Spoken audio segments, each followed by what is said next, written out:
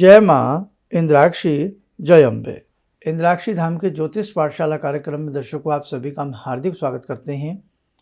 आज के दिन जिन जातकों का जन्मदिवस है, मैरिज एनिवर्सरी है, उन सभी को हमारी तरफ से बहुत बहुत शुभकामनाएं। आज हम बहुत ही एक मर्म वाले सब्जेक्ट पर आपसे बात करना चाहते हैं।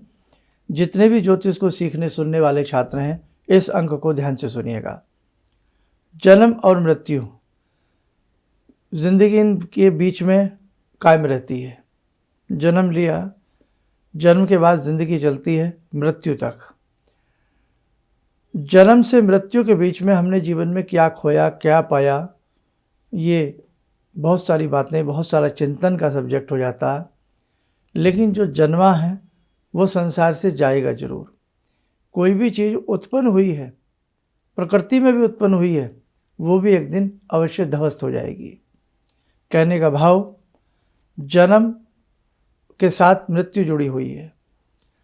जन्म पत्रिका का या आपकी कुंडली की रेखाएं और जन्म पत्रिका का अष्टम भाव सूक्ष्म आधार पर यदि उसका विवेचन किया जाए तो निश्चित ये जाना जा सकता है कि इस व्यक्ति की मृत्यु का कारण क्या होगा।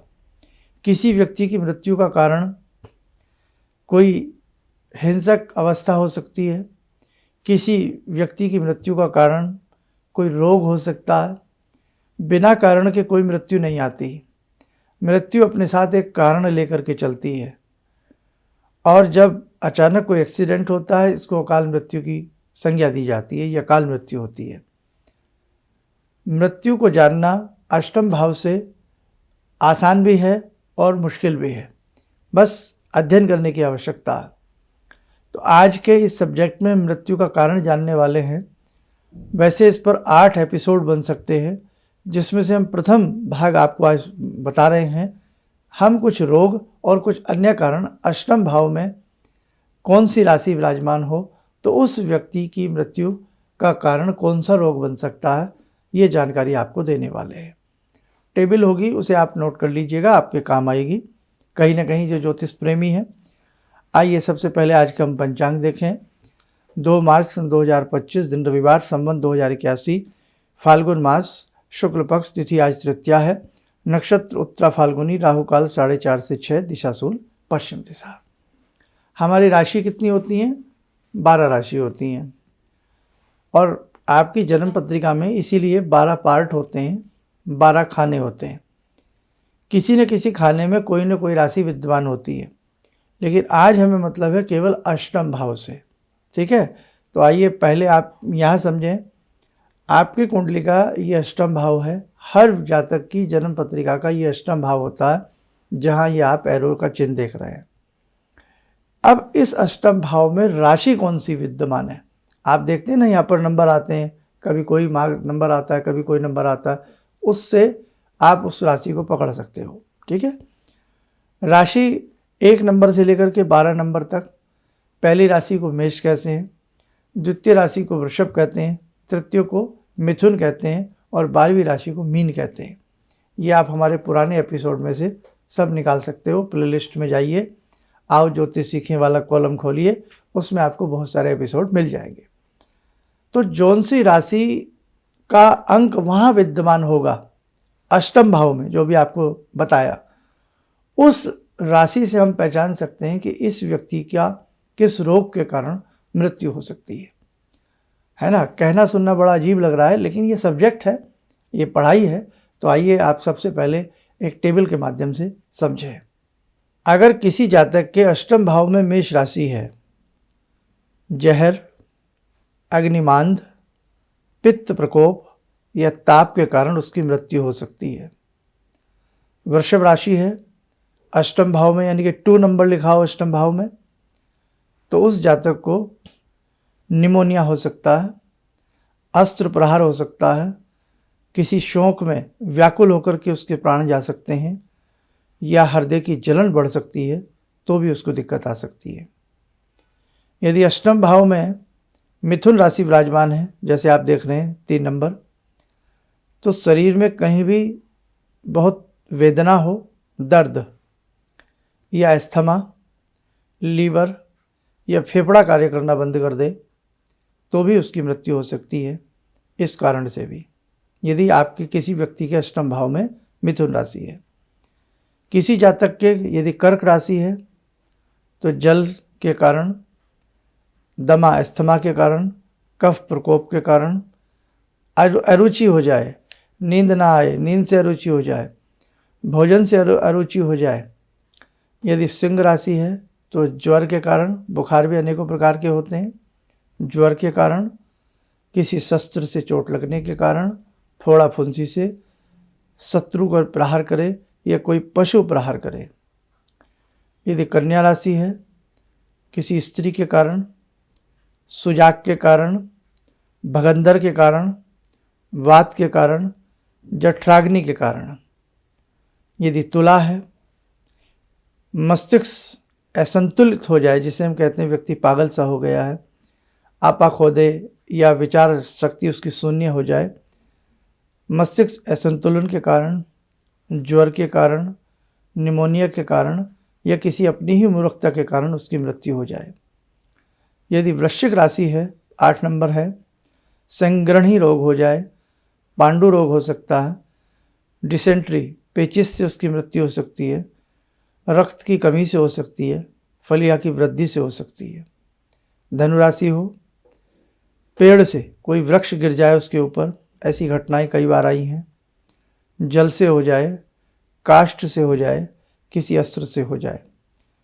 यदि मकर राशि है अष्टम भाव में, असहनीय पेट दर्द हो, मस्तिष्क की खराबी हो, अरुचि हो जाए या सर्प उस व्यक्ति को काट ले।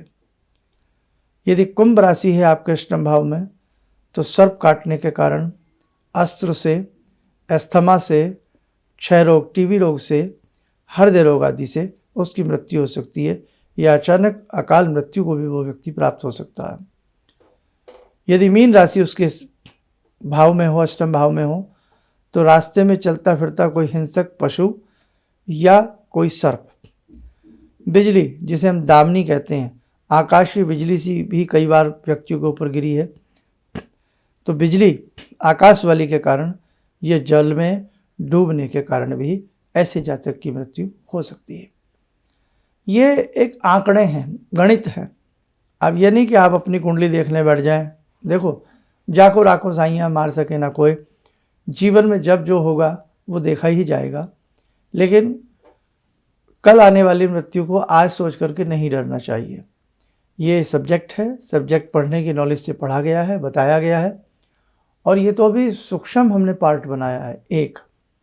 एक पार्ट का भी अभी आधा हिस्सा है, ये पूरा नहीं है। तो अभी मान के चलो 8 दूनी 16, अगर एक एक पार्ट के 2 पार्ट बनते हैं, part A, part B, part 2 का पार्ट ए, पार्ट बी, तो कितने सारे हिस्से बनते हैं। मृत्यु को जानना इतना सहज नहीं है, लेकिन ज्योतिष शास्त्र एक ऐसी सहज विद्या है कि इससे गुप्त से गुप्त रहस्य व्यक्ति जान सकता है। लेकिन आज ज्योतिष पर जो मंथन होना चाहिए, जो विचार विमर्श होना चाहिए, जो वेदशालाओं में कार्य ज्योतिष पर होनी चाहिए, वो थोड़ा सा हमें लगता है उसमें बहुत कमी है, अल्पज्ञता है। तो हम सबको मिलकर के, जो भी ज्योतिष प्रेमी हैं, इसमें एक बहुत बड़े अध्ययन की आवश्यकता है, एक बहुत बड़े रिसर्च की आवश्यकता है। हमारे देश में उत्पन्न ये विद्या, हमारे ऋषि मुनियों की बनाई गई ये विद्या, इससे बहुत सभी लोग प्रभावित हैं और ये बहुत लोगों के लिए लाभदायक सिद्ध हो सकती है। तो अभी तो हमने बहुत सूक्ष्म से आपको बताया है, लेकिन इन रोगों के कारण यदि अष्टम भाव में ये राशियां हों तो बहुत कुछ आप थोड़ा थोड़ा जान सकते हैं।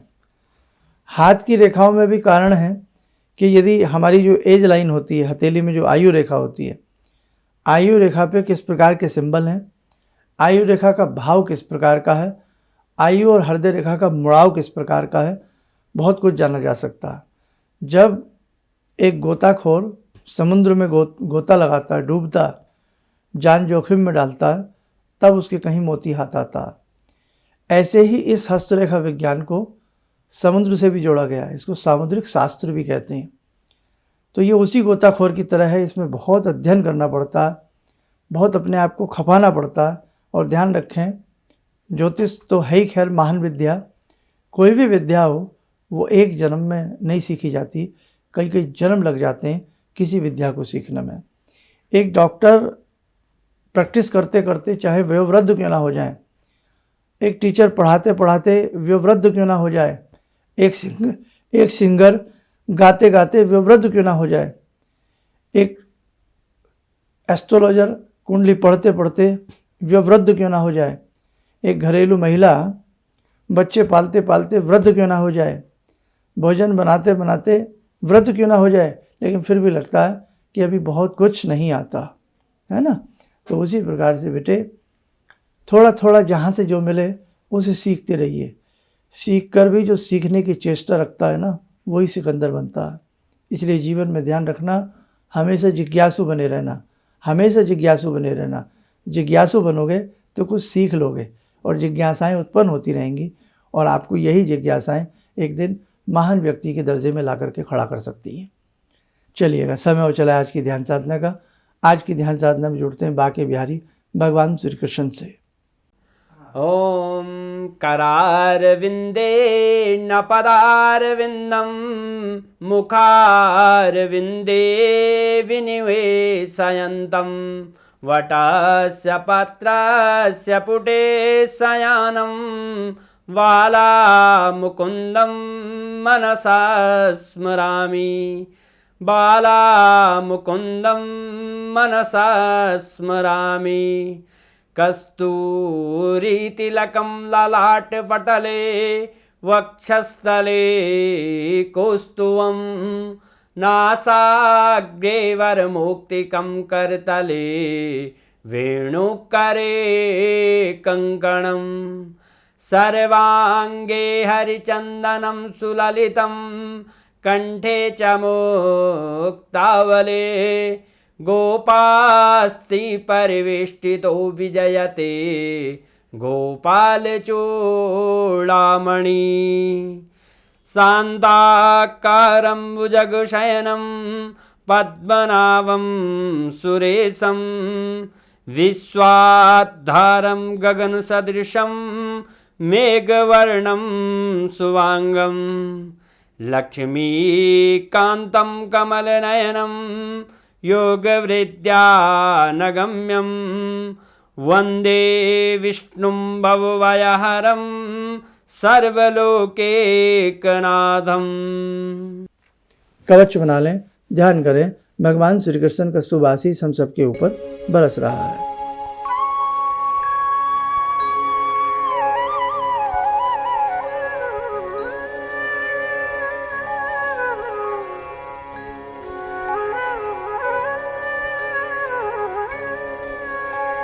ओम बोलते हुए नेत्र खोलें, सामान्य हो जाए। देखो साधको, हमें आपको मिलकर के अभी बहुत अध्ययन की आवश्यकता है, बहुत कुछ सीखने और बतलाने की आवश्यकता है। आप यूं ही प्रेम पूर्वक हमारे सभी प्लेटफॉर्म से जुड़े रहिएगा। आगामी समय में और कुछ न कुछ आपको देने का जो भी जानते हैं प्रयास करेंगे। चलिए, आप सब लोग स्वस्थ रहें, सुखी रहें। इन्हीं शुभकामनाओं के साथ हम अपनी वाणी को विराम देते हैं।